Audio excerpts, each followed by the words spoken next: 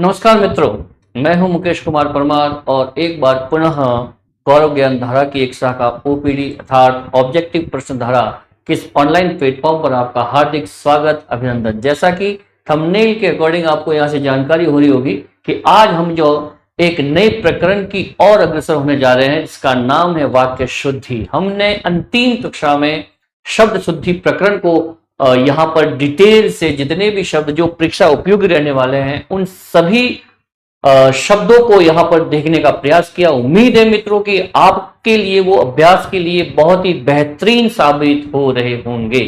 यहाँ पर अपन बात कर रहे हैं आज वाक्य शुद्धि की। देखिए मित्रों, जो चतुर्थ श्रेणी कर्मचारी भर्ती परीक्षा के जो पाठ्यक्रम के अनुसार वाक्य शुद्धि भी अपने आप में एक बहुत ही बेहतरीन और महत्वपूर्ण जो है वो प्रकरण रहने वाला है। यहां पर आपका अभ्यास ही कार्य कर सकता है। जितने भी टाइप्स की वाक्य अशुद्धियां रहती है उनको इस प्लेटफॉर्म के माध्यम से आज हम पूर्ण करने जा रहे हैं। प्रयास करेंगे कि अलग अलग टाइप में इसको देखने का प्रयास करें, जो जो नियम है, कहां कहां अशुद्धियां हो सकती हैं और किस प्रकार से उन अशुद्धियों को अपन शुद्ध कर सकते हैं। सबसे सर्वप्रथम अपन बात करेंगे इसकी परिभाषाओं को लेकर, फिर कौन कौन सी अशुद्धियों के टाइप्स है उन टाइप्स को लेकर भी यहाँ पर बात कर रहे होंगे। मित्रों, कल की मैराथन मुझे लगता है कि आपके लिए बहुत ही बेहतरीन रही होगी। इस तरह से हमने एक लंबी जो 10 आवर्स की जो एक लंबा एक प्रकरण रहा था, एक लंबा एक सेशन रहा था, उसमें आपको बिल्कुल ही आनंद आया होगा। लीजिए मित्रों, तो आज हम वाक्य शुद्धि की ओर एक नए प्रकरण की ओर अग्रसर होते हैं। उम्मीद है लगातार बने रहे। यह है आज का अपना टॉपिक, वाक्य शुद्धि। आप थंबनेल के अकॉर्डिंग देख पा रहे होंगे स्लाइड्स के माध्यम के कि आज का अपना टॉपिक है वाक्य शुद्धि। शब्द शुद्धि के साथ अब देखिए, जिस प्रकार से हमने शब्द शुद्धि को पढ़ा, किसको? शब्द शुद्धि को, उसी तरीके से हमें वाक्य शुद्धिकरण का भी ध्यान रखना होगा। किसका? वाक्य शुद्धिकरण का, कि वाक्य जो शुद्धिकरण है वो कितना आवश्यक है, अर्थात वाक्य शुद्ध और अशुद्ध किस प्रकार से हम देख सकते हैं, कहां कहां वो समस्याएं हैं ऐसी जिसका हम समाधान कर पाएंगे, कहां कहां अशुद्धियां रह सकती हैं वाक्य में, अर्थात वाक्य शुद्धिकरण किस टाइप से हो सकता है, कौन कौन सी ऐसे नियम है उनके आधार पर हम देख सकते हैं कि ये वाक्य अशुद्ध है। देखिए, शब्द शुद्धि के साथ वाक्य शुद्धि का भी भाषा में बहुत ही महत्वपूर्ण स्थान होता है। यदि आपका वाक्य अशुद्ध है तो ये समझिए कि आपको बिल्कुल ही जो है कहीं ना कहीं ज्ञान की प्राप्ति में आपका अधूरापन जो है वो नजर आ सकता है। तो देखिए, जो वाक्य जो शब्द शुद्धि है उसके साथ साथ में वाक्य शुद्धि भी बहुत ही महत्वपूर्ण रहती है भाषा में। वाक्य में अनावश्यक शब्द के प्रयोग से, देखिए, या तो वाक्य में क्या होगा कि अनावश्यक शब्द होगा, हम क्या करते हैं कि उपयुक्त शब्द को न लगाकर एक अनावश्यक शब्द का भी वहां पर प्रयोग कर देते हैं, उस कारण जो है वाक्य में अशुद्धियां बन जाती हैं। फिर अनुपयुक्त शब्द की प्रयुक्त, जहां पर किसी शब्द का उपयोग ही नहीं है उसी शब्द का भी अपन प्रयोग कर दे सकते हैं। अनावश्यक शब्दों का प्रयोग अनुपयुक्त शब्द की प्रयुक्त होने से, या सही क्रम, वाक्य का जो क्रम है किस तरीके से सब्जेक्ट ऑब्जेक्ट और वर्ब अर्थात कह सकते हैं कि कर्ता कर्म और क्रिया के माध्यम से जो हिंदी वाक्य का निर्माण होता है वहां पर उसके क्रम में कोई भेद हो सकता है, इस कारण भी जो है अशुद्धि रह सकती है। फिर अन्विति, देखिए अन्विति का मतलब होगा, इस शब्द से अपन परिचित होते हैं, अन्विति, अन्विति का मिस होता है मेल, मेल या कह सकते हैं कि परस्पर संबंध, परस्पर संबंधता, परस्पर संबंधता, अर्थात जो वाक्य का जो सेंटेंस बन रहा है उसमें यदि कोई संबंधता न हो, अन्विति मेल या परस्पर संबंधता न हो, तो इस कारण भी जो है वाक्य में कहीं ना कहीं अशुद्धियां उत्पन्न हो जाती है। तो उसको भी यहाँ पे हमें देखना होगा और किस तरह की ये शुद्धियां होती है उसको शुद्ध करने का अपन प्रयास इस क्लास के माध्यम से, इस कक्षा के माध्यम से करने का प्रयास करेंगे। या फिर लिंग संबंधी समस्याएं भी हो सकती है, जहां पर स्त्रीलिंग का भाव आ रहा है वहां पर आप जो है जो पुल्लिंग को अगर यूज कर देते हैं तो वहां पर भी जो है वो समस्याएं रहेगी ही रहेगी। फिर है वचन से संबंधित, कारक का सही प्रयोग नहीं होने से भी जो है कहीं ना कहीं वाक्य अशुद्धियां रह जाती है। फिर सही सर्वनाम एवं क्रिया का प्रयोग न होने से वाक्य अशुद्ध हो जाता है, जो अर्थ के साथ भाषा सौंदर्य को भी हानि पहुंचाता है। अर्थात अगर इस प्रकार की समस्याएं कहीं ना कहीं आपके वाक्य में है तो वो वाक्य बिल्कुल ही अशुद्ध होगा। मित्रों, प्रतियोगी परीक्षाओं में इस तरह के सवाल पूछे जाते हैं आपके सामने, जैसा कि आपने कल मेजरसन क्लास में देखा होगा कि एक साथ में 3 से 4 ऑप्शन में आपके पास में ऑप्शन रहते हैं, इसमें से आपको बताना होता है कि कौन सा अशुद्ध है या इसमें से शुद्ध कौन सा है, या तो अशुद्ध निकालना या उसमें से शुद्ध निकालना। इस तरह के प्रश्न आपके समक्ष प्रस्तुत हो सकते हैं, अर्थात उन प्रश्नों से लड़ने के लिए क्षमता जो पैदा करनी है उस कक्षा के माध्यम से हम यहाँ पे वो क्षमता प्रदान करेंगे आपको कि किस प्रकार की अशुद्धि आपके समक्ष उपलब्ध हो सकती है और आपको किस प्रकार से उसको ठीक करना है। तो लीजिए मित्रों, इस स्लाइड के माध्यम से आप देख पाए होंगे, एक बार और पढ़ना चाहे तो।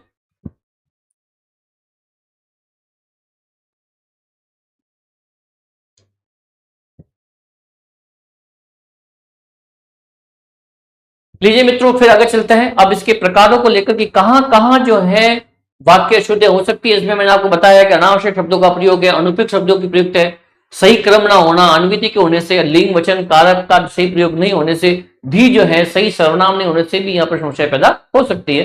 लीजिए आगे। अब देखिए फर्स्ट टाइप है अपना आज, अनावश्यक शब्दों के कारण वाक्य शुद्ध। अनावश्यक शब्दों के कारण वाक्य में शुद्धता जो है, वाक्य शुद्ध जो है वो किस प्रकार हो सकता है। अनावश्यक शब्दों को यहां पर ये कहने का तात्पर्य है कि अनावश्यक शब्दों को आप किस प्रकार बाहर निकालें, अर्थात समान अर्थ दो शब्दों या विपरीत अर्थ वाले शब्दों के एक साथ प्रयोग होने, मतलब कि या तो समान अर्थ या विपरीत अर्थ वाले दो शब्दों का एक साथ एक ही सेंटेंस में आ जाना। आपको पता चलता है ये परंपरा अनुसार कुछ ऐसी सेंटेंस बनाने का एक नियम बना रखा है, लोगों ने ढर्रा बना रखा है, कह सकते हैं ढर्रा, कि हम लगातार उसका प्रयोग कर लेते हैं जबकि उसकी आवश्यकता ही नहीं, अनावश्यक रूप से उस शब्द का प्रयोग कर रहे हैं, जबकि आप उसके ही समान प्रतीत होने वाले शब्द का प्रयोग पहले ही कर चुके हैं, फिर भी आप उस शब्द का प्रयोग बेवजह कर रहे हैं, अनावश्यक रूप से कर रहे हैं, तो वहां पर वाक्य अशुद्ध बना जाता है। कुछ एग्जाम्पल के माध्यम से इसको पुष्ट करने का प्रयास करेंगे। अर्थात कह सकते हैं कि एक ही शब्द की पुनरावृत्ति भी कई बार हो जाती है, वापस फिर से उसका ही उपयोग कर लेते हैं, तो वहां पर भी समस्या पैदा हो जाती है, पर वाक्य अशुद्ध हो जाता है। ऐसी कंडीशन में क्या होगा, वाक्य अशुद्ध हो जाएगा। अर्थात किसी एक अनावश्यक शब्दों को हटाकर क्या करना है, उसमें से जो दो समान प्रतीत होने वाले जो शब्द है एक ही अर्थ दे रहे हैं, उस एक को या तो हटा दे या फिर वाक्य तो हटाने से वाक्य शुद्ध हो जाएगा। अर्थात इन दोनों शब्दों में से किसी एक को हटाना होता है, या फिर क्या करें, दोनों में से किसी भी एक को हटा दें, अर्थात वाक्य शुद्ध। दोनों ही प्रकार से आप वाक्य को शुद्ध कर सकते हैं, अतः दोनों रूपों से वाक्य सही हो सकता है। तो मित्रों, मैं बात कर रहा हूं यहां पर अनावश्यक शब्दों के कारण वाक्य शुद्ध। अनावश्यक शब्द जो होता है उसको हटाकर किस प्रकार से आप वाक्य शुद्ध कर सकते हैं, एक बार इन्हें देख लें, फिर अपन कुल चलते हैं इस पॉइंट को लेकर कुछ एग्जाम्पल के साथ में इस जो बिंदु को है यहां पर पुष्ट करने का प्रयास करेंगे। लीजिए,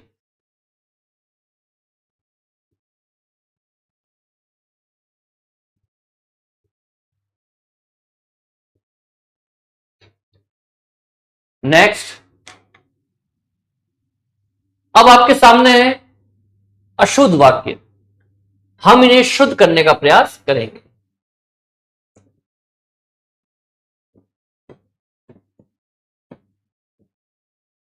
देखिए, पहला है मैं प्रातः काल के समय पढ़ता हूं। अब देखिए, मैं प्रातः काल के समय पढ़ता हूं। अब देखो, एक तो यहां पे प्रातः काल है, ये जो एक समय सूचक शब्द है यहां पर, अब इसके साथ अपने समय का और उपयोग कर लिया, अनावश्यक शब्द, जबकि इसकी आवश्यकता ही नहीं है, ठीक है ना। अब प्रातःकाल अपने आप में समय ही तो है, फिर समय का उपयोग करने का जरूरत है, अर्थात मैं प्रातःकाल पढ़ता हूं, मैं प्रातःकाल पढ़ता हूं, मैं प्रातः काल जो है वो पढ़ता हूं। इस तरह से ये वाक्य सही हो सकता है। आप वाक्य को पढ़ें और देखें कि यहां पर अनावश्यक शब्द कौन सा है और उसको निकाल कर, उसको हटाकर, उसको रिमूव कर दे और उसकी जगह पे जो एक, दोनों में से एक या एक शब्द है, लेकिन यहां पर प्रातःकाल को आपको वरीयता देनी चाहिए, जो पहले शब्द है उसको वरीयता दें, ठीक है ना। और इस तरह से ये ठीक होगा, मैं प्रातःकाल पढ़ता हूं। जज ने उसे मृत्यु दंड की सजा दी। अब मृत्यु दंड और सजा, मृत्युदंड भी अपने आप में सजा ही है, फिर सजा का उपयोग करने की आवश्यकता है, इस शब्द की आवश्यकता नहीं, अर्थात ये सब अनावश्यक है। और कहेंगे कि जज ने उसे मृत्यु दंड दिया, जज ने उसे मृत्यु दंड दिया। इस तरीके से हम इस सेंटेंस को यहां पर सही कर सकते हैं। इस तरीके से इसको यहां पर अपन सही कर सकते हैं।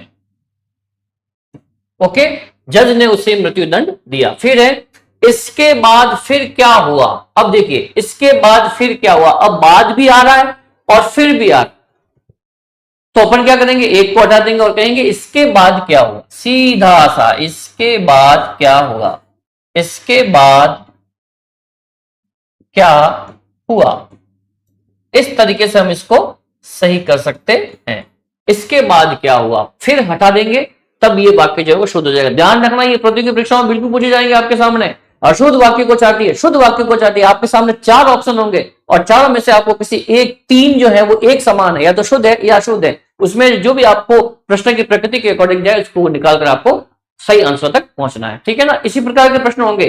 जल्दबाजी ना करें, आराम से देखें कि वाकई में यहाँ पर क्या समस्या है। मैं आपको बड़ी ही बारीकी से चुनिंदा प्रश्न आपके समक्ष प्रस्तुत कर रहा हूं, इनको देखे, इन्हीं में से कोई ना कोई जरूर पूछा जाएगा। देखिए मेरे पास केवल मात्र एक घड़ी, अब केवल भी है और मात्र भी है। देखिए यहां पर इस सेंटेंस में क्या है, केवल भी है और मात्र भी, अर्थात यहां पर केवल या मात्र दोनों में से एक की आवश्यकता है, लेकिन दोनों को अनावश्यक रूप से जो है एक शब्द का यहां पर प्रयोग हो रहा है। तो देखिए क्या होगा, मेरे पास केवल मात्र एक घड़ी है, इसको अपन कर देंगे मेरे पास केवल एक घड़ी है, केवल एक घड़ी है। इस तरीके से हम इसको सही कर सकते हैं। ठीक है, नेक्स्ट है सारे देश भर में यह बात फैल गई है। अब देखिए सारे देश भर में यह बात फैल गई है, मतलब कि देश और भर, देश कह दो ना, सब कुछ आ गया उसके अंदर, भर वापस करने की आवश्यकता ही नहीं है। तो सारे देश में यह बात फैल गई है। ठीक है ना, सारे देश में, सारे देश में यह बात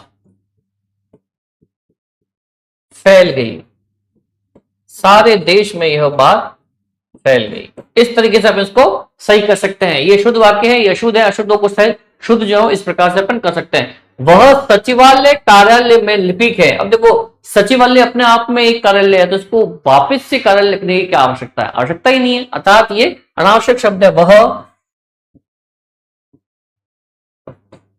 सचिवालय में, वह सचिवालय में लिपिक है, वह सचिवालय में लिपिक है।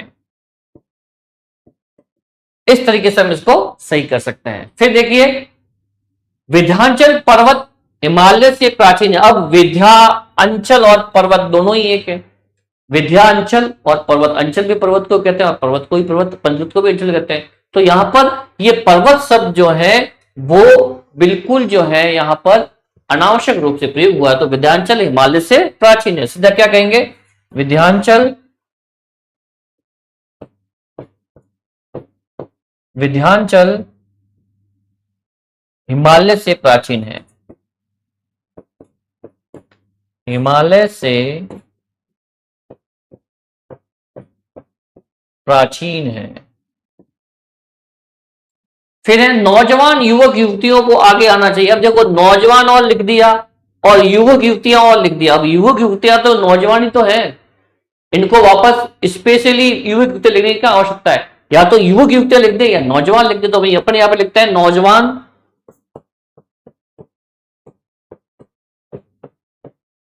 नौजवान को, नौजवानों को आगे आना चाहिए, आगे आना चाहिए। ठीक है, इस तरीके से हम इन अशुद्ध वाक्यों को शुद्ध कर सकते हैं, अनावश्यक शब्द को निकालकर। देख लें मित्रों, फिर आगे चलते हैं।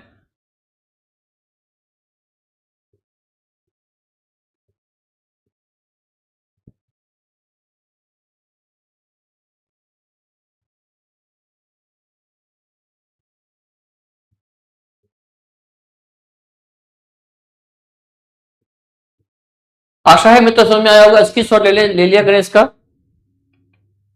अब देखिए नेक्स्ट है किसी और दूसरे से परामर्श, ये अनावश्यक की बात कर, अनावश्यक शब्दों की बात करते हैं। ज्यादातर जो प्रश्न पूछे जाएंगे आपके, ध्यान रखना कि स्टार्ट की जो ये प्रॉब्लम है, अगर वाक्य शुद्धिकरण में से पूछा जाता है तो अनावश्यक शब्द या अनुपयुक्त शब्द या लिंग संबंधी यहां से ही आपके प्रश्न पुटअप होने वाला है, ध्यान रखें यहां से ही।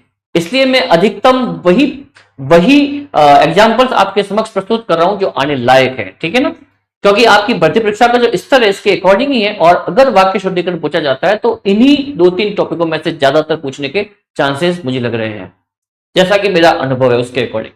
किसी और दूसरे से परामर्श लीजिए, किसी और दूसरे से परामर्श लीजिए। तो देखिए दूसरे और दूसरे से परामर्श लीजिए मतलब कि किसी और से परामर्श लीजिए, बस सीधी सी बात है। किसी और से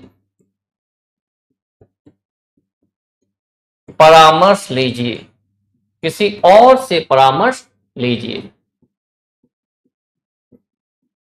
इस तरह से अपन कर सकते हैं यहां पर कि दूसरे, किसी और दूसरे दोनों की आवश्यकता यहां पर नहीं है, किसी और से परामर्श लीजिए। सप्रमाण सहित, अब देखिए स भी आ गया और ये सहित भी आ गया, तो प्रमाण सहित कहो या सप्रमाण को एक ही बात है ना। यहां पर स भी लगा दिया और सहित भी लगा दिया, तो यहां पर सहित की आवश्यकता नहीं है, यहां पर लिख सकते हैं सप्रमाण उत्तर दीजिए। सप्रमाण उत्तर दीजिए, सप्रमाण उत्तर दीजिए, सप्रमाण उत्तर दीजिए। ओके, इस तरह से अपन इसको कर सकते हैं। गुलामी की दास्ता बुरी है, देखिए अब गुलामी भी कह रहे हैं और दास्ता भी कह रहे हैं, बात दोनों एक ही है। अब एक को हटाना है, गुलामी बुरी है, सीधी सी बात है। क्या करना है, गुलामी की दास्ता नहीं, सिर्फ गुलामी बुरी है, गुलामी बुरी है। ओके, फिर प्रशांत बहुत सज्जन पुरुष है, प्रशांत बहुत सज्जन और पुरुष। अब पुरुष को सज्जन भी कह सकते हैं वापस, स्पेशली इसको पुरुष करने की आवश्यकता नहीं है कि सज्जन में पुरुष था, स्वतः ही जो है वो यहां से संबंधित ही है। प्रशांत बहुत सज्जन पुरुष है, अर्थात इसके लिए प्रशांत बहुत ही सज्जन है, बस प्रशांत बहुत सज्जन है, प्रशांत बहुत सज्जन है। प्रशांत है, बिल्कुल विशेष शांत है तो वो सज्जन होना ही है।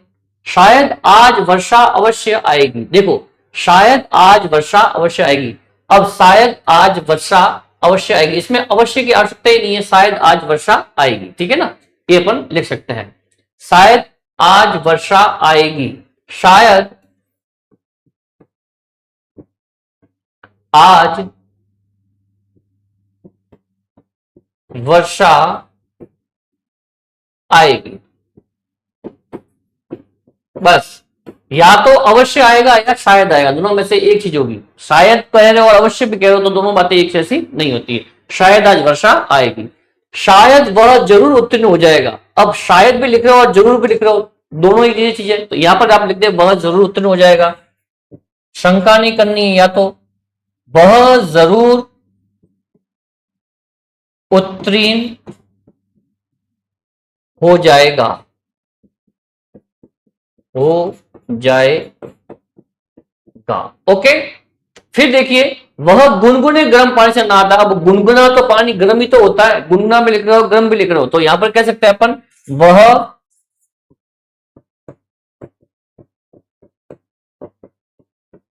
गुनगुने पानी से नहाता है, वह गुनगुने पानी से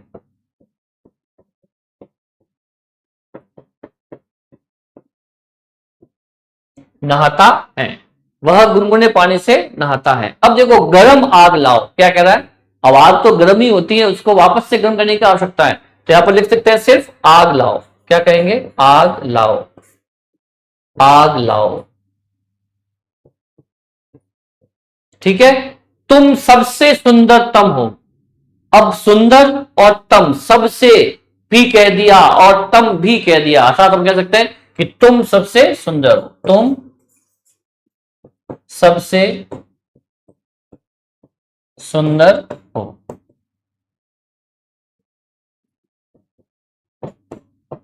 इस तरीके से हम ये जो है अशुद्ध वाक्य जो है वो शुद्ध कर सकते हैं। अनावश्यक शब्दों के उपयोग को यहाँ पर जो अनावश्यक शब्द है उनको हटाकर रिमूव करके अपन शुद्ध वाक्य कर सकते हैं। देख लें मित्रों, और चाहे तो यहाँ पर आप स्क्रीनशॉट ले लें।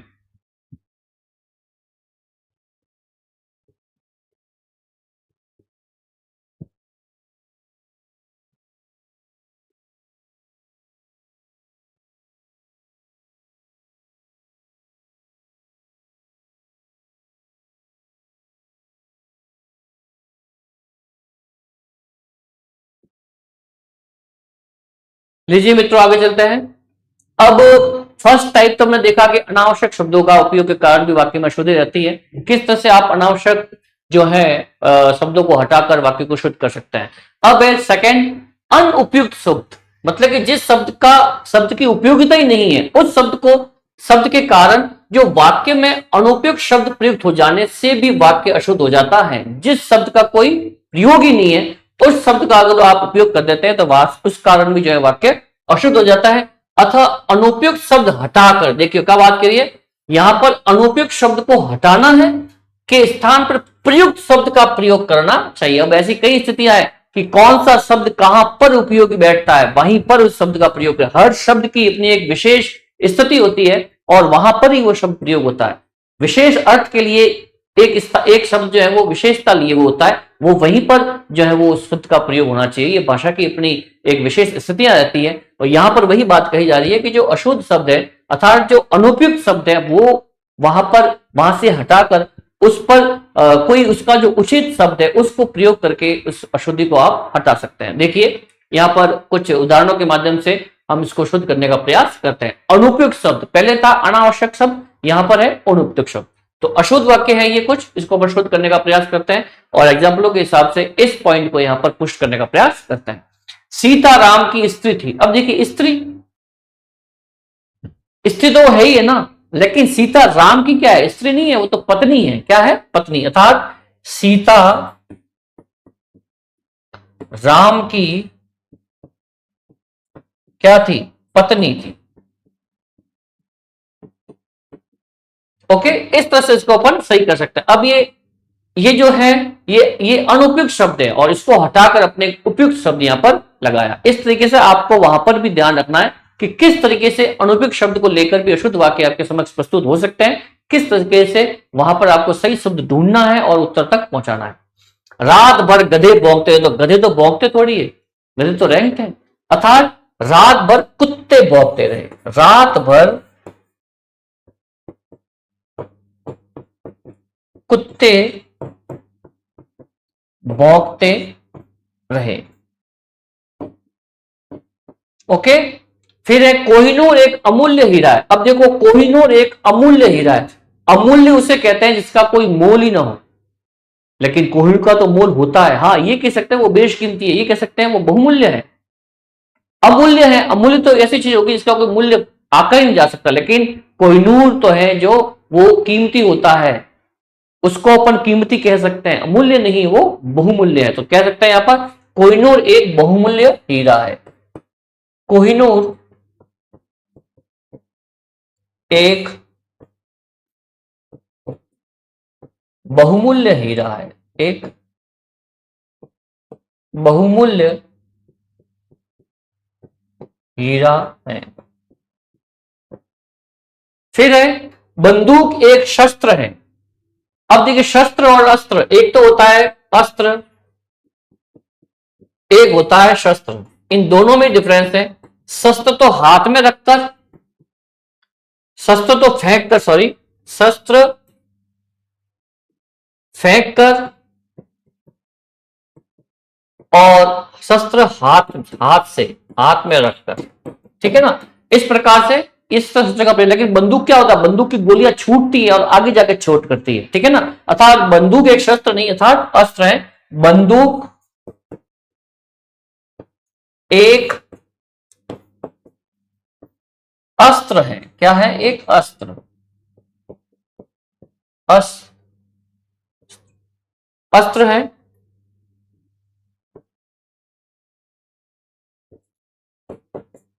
अस्त्र है अर्थात इसे फेंक कर अपन बात करते हैं। देख लें इन्हें और फिर आगे चलते हैं।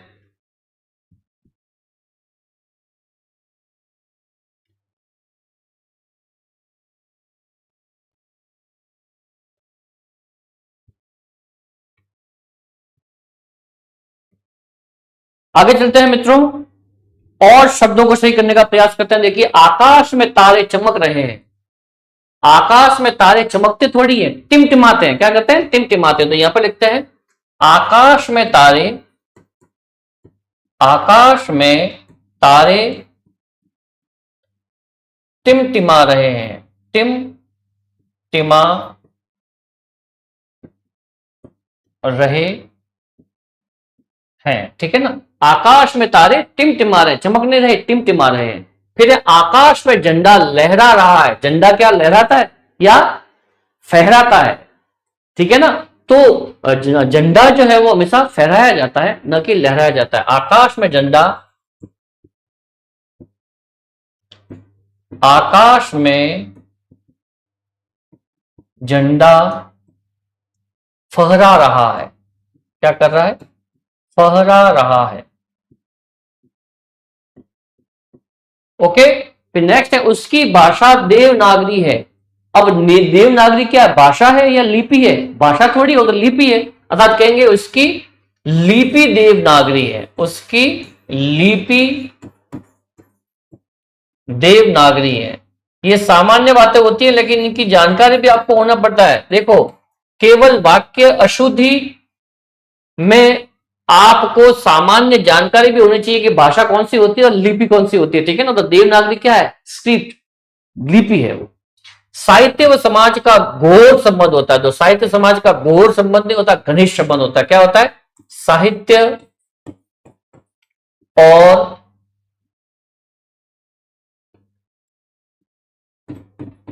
समाज का घनिष्ठ संबंध है। क्या है? घनिष्ठ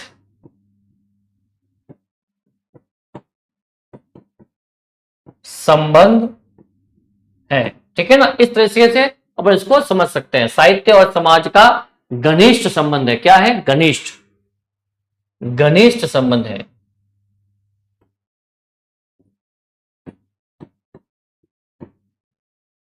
घनिष्ठ संबंध है, ठीक है। फिर है हाथी पर काठी बांध दो। हाथी पर जो है वो काठी नहीं बांधते, होदा रखते हैं। क्या करते हैं? होदा रखते हैं। तो अपन कहेंगे हाथी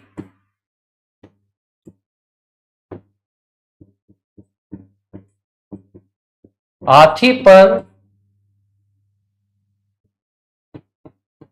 होदा रख दो। हाथी पर होदा रख दो, ये होगा इसका सेंटेंस, ठीक है ना। फिर है चिंता एक भयंकर व्याधि है। अब देखिए, एक तो होती है व्याधि और एक होती है आदि। व्याधि जो होती है वो शारीरिक कष्ट होता है या शारीरिक रोग होता है, और आदि जो होता है वो मानसिक चिंता या मानसिक तनाव या मानसिक रोग कह सकते हैं अपन, ठीक है ना। आदि में और व्याधि में फर्क होता है। अब यहाँ पे क्या है? चिंता एक भयंकर व्याधि। या व्याधि थोड़ी होती है, चिंता तो मानसिक परेशानी है, तो वो जो है आदि होगी, न कि व्याधि, ठीक है ना। तो चिंता एक भयंकर आदि है। क्या है? आदि, न कि व्याधि। क्या है वो? चिंता एक भयंकर आदि है। आदि मतलब कि मानसिक तनाव, मानसिक रोग, वो उसे पर आदि कहेंगे। जो मस्तिष्क से रिलेटेड जो डिजीज होती है वो हमेशा आदि कहलाती है, और जो शारीरिक डिजीज होगी वो व्याधि कहलाती है। इस बात का विशेष ध्यान रखें। फिर है गगन बहुत ऊंचा है। तो गगन बहुत ऊंचा नहीं है, गगन विशाल है। ऊंचाई का तो इसको थोड़ी माप ही नहीं है इसका कोई, कैसे कह सकते हैं अपन। अर्थात गगन बहुत विशाल है। गगन बहुत विशाल है। गगन बहुत विशाल है, ठीक है। फिर वह पाव से जूता निकाल रहा है। तो निकालना, जूते हमेशा उतारे जाते हैं, निकाले नहीं जाते। यहां पर है वह पाव से जूता उतार रहा है। क्या कर रहा है? उतार रहा है। इस तरीके से हम इसको सही करेंगे। ओके। फिर है कृपया मेरी सौभाग्यवती कन्या के विवाह में पधारे। अब सौभाग्यवती तो तब होगी जब वो शादी हो जाएगी, था शादी होने से पहले उसको सौभाग्य आकांक्षिणी कहा जाता है, ठीक है ना। तो कृपया मेरी, देखो यहां पर, कृपया मेरी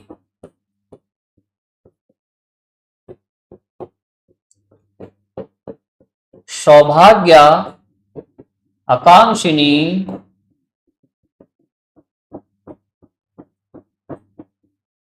कन्या के विवाह में पधारे, विवाह में पधारे। ओके, इस तरीके से हम इसको सही कर सकते हैं। ठीक है, देख ले मित्रों, ये अशुद्ध वाक्य है और इसको शुद्ध करने का प्रयास किया है मैंने। देख ले आप इसे, ये शुद्ध है और ये आपके सामने अशुद्ध है। इनको किस तरीके से जो है यहां पर अनुपयुक्त शब्द जिनका कोई उपयोग सही नहीं है उसकी जगह उसको हटाकर सही शब्द का प्रयोग करके इसको शुद्ध करने का प्रयास किया है। देख ले इसे।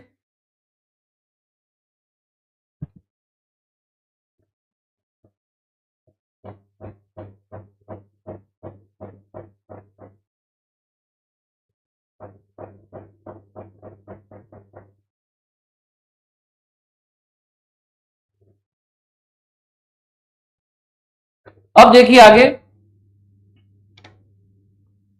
अब है लिंग संबंधी। देखिए लिंग संबंधी दो दो अनावश्यक और अनुपयुक्त शब्दों के प्रयोग मैंने देखे। ज्यादातर शब्द यहां से आपका प्रश्न बनने के चांसेस बहुत ज्यादा थे, इसलिए मैंने अधिक सेंटेंस यहां पर प्रयोग करने की कोशिश में कर रहा हूं। आगे आगे जैसे चलेंगे अपन, हो सकता है कि एग्जाम्पल कम हो लेकिन उपयुक्तता वह की वह रहेगी। यहां पर देखिए लिंग संबंधी, तीसरा टॉपिक है अपना लिंग संबंधी। वाक्य में प्रयुक्त शब्द अनुसार उचित लिंग का प्रयोग न होने से, मतलब कि स्त्रीलिंग और पुल्लिंग का सही शब्द जो वाक्य के अनुसार होना चाहिए वो न होने से भी अशुद्धि जो है प्रकट हो जाती है। देखिए अशुद्ध वाक्य है, इस साइड शुद्ध करने का प्रयास किया। यह एकांकी बहुत अच्छा है। एकांकी का मीन्स होता है एक अंक। एकांकी का मीन्स क्या होगा? एक अंक। किसी भी पुस्तक या रचना का जो एक अंक होता है उसे अपन कहते हैं एकांकी। ठीक है ना? अर्थात यह एकांकी बहुत अच्छी नहीं है, यह एकांकी बहुत अच्छा है। यह एकांकी बहुत अच्छा है, बहुत अच्छा है मीन्स इसका एक अंक बहुत अच्छा है। इस तरह से इसको समझने का प्रयास करें। मेरे मित्र की पत्नी विद्वान है, तो ध्यान रखना विद्वान जो है वो पुल्लिंग के लिए होता है और जो विदुषी शब्द है, जो विदुषी वर्ड है वो जो है हमेशा स्त्रीलिंग के लिए रहेगा। अर्थात यहां पर कहेंगे कि मेरे मित्र की पत्नी विदुषी है। कैसी है? विदुषी, विदुषी है। ओके, इस तरीके से इसको सही करने का प्रयास करते हैं। मेरी मीरा एक प्रसिद्ध कवि है। अब आपको ध्यान रखना कि चाहे अगर पद्य भाग में है, पद्य भाग आप पढ़ रहे हैं तो पद्य भाग में कवि और कवयित्री होते हैं। एक ही पुरुष और स्त्री जो लेखक या लेखिका या कवि या कवयित्री है तो इनके लिए शब्द अलग अलग है, एक नहीं है। यहां जैसे लिंग चेंज होगा उसका शब्द जो है वो अलग आ जाएगा, चाहे वो राइटर है चाहे वो पोइट है। ठीक है ना? तो यहां पर देखिए मीरा एक प्रसिद्ध कवि नहीं है, वो कवयित्री है। क्या है? कवयित्री। अर्थात मीरा एक प्रसिद्ध कवयित्री है। क्या है? कवयित्री। कवयित्री कैसे लिखते हैं आपको पता होना चाहिए, वो भी अपने शब्द शुद्धि में देख चुके हैं उसे। बेटी पराया घर का धन होता है। अर्थात बेटी पराया घर का धन होती है। सत्य बोलना उसकी आदत था नहीं, आदत थी। सत्य बोलना उसकी आदत थी। इस तरीके से अपन इसको सही कर सकते हैं। फिर है आत्मा अमर होता है। अर्थात अमर होता नहीं, अमर होती है। ठीक है ना? तो आत्मा अमर होती है। इस तरीके से ये लिंग संबंधी जो है परेशानियां है जो अशुद्धियां ले आती है उसे देखने का प्रयास करें। यहां पर शोध करने का प्रयास किया अपन ने, फिर आगे चलते हैं।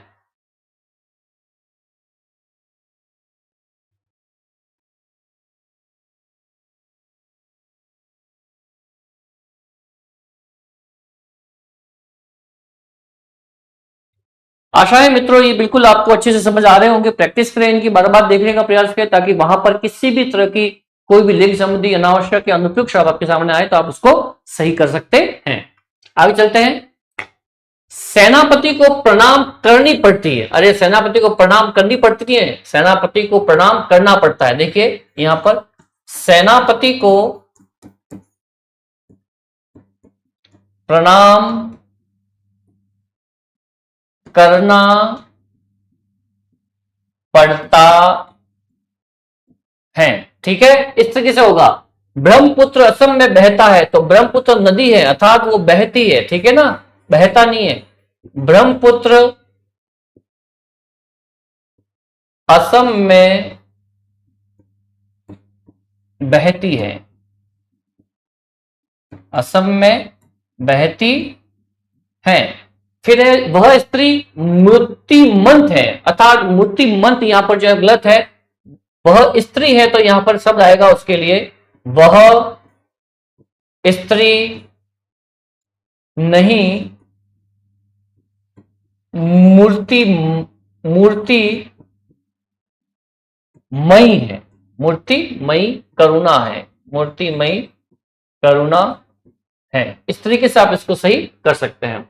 फिर है जया एक बुद्धिमान बालिका है, जया एक बुद्धिमान बालिका है, अर्थात बुद्धिमान वर्ड जो है पुल्लिंग के लिए होगा और जो अगर स्त्री है तो उसके लिए बुद्धिमती होगा। अर्थात अपन कहेंगे कि जया एक बुद्धिमती बालिका है। इस तरीके से इसको अपन सही करते हैं। फिर है तूफान मेल तेजी से आ रही है, अर्थात तूफान, देखो मेल है, क्या लिखा है यहां पर, मेल। ट्रेन को अपन कहते हैं तूफान मेल, तो तूफान मेल तेजी से आ रहा है। क्या करेंगे, आ रहा है। हो सकता है मित्रों आपको ये सरल लगे यहां पर, लेकिन ये जब सामने आते हैं तो अपने आप में बहुत ही विराट रूप पैदा कर देते हैं। आप वहां पर इसको पकड़ना बहुत मुश्किल रहता है कई बार। ठीक है ना, तो अच्छे से देखना, प्रयास करते रहें। फिर है उसका ससुराल जयपुर में है, तो देखो ससुराल जो है वो अपने आप में स्त्री को लेकर होता है, तो उसको कहेंगे उसकी ससुराल, उसकी ससुराल जयपुर में है, उसकी ससुराल जयपुर में है। ठीक है, इस तरीके से ये होगा, उसकी ससुराल जयपुर में है। रामायण हमारी भक्ति ग्रंथ है, अर्थात रामायण हमारी भक्ति ग्रंथ नंबर क्या है, रामायण हमारा भक्ति ग्रंथ है। ठीक है ना, इस तरह से कहेंगे रामायण हमारा भक्ति ग्रंथ है। ओके, फिर है उसके हाथ की वस्तु आम थी, अर्थात लिखेंगे उसके हाथ की वस्तु आम था। इस तरीके से इसको सही करने का प्रयास करेंगे। वह अपने धुन में जा रहा है, अपने नहीं अपनी धुन में, वह अपनी धुन में जा रहा है। इस तरीके से हम इसको देख सकते हैं यहां पर शुद्ध करके किस तरह से जो है वो शुद्ध हो सकता है वाक्य। वहां पर आप किस तरह से लिंग संबंधी जो भी अशुद्धियां थी और वहां पर किस तरह से उस शब्द को सही करके आपने यहां पर शुद्ध वाक्य बनाया, ये कुछ एग्जाम्पल है, देख लें इसे, फिर आगे चलते हैं।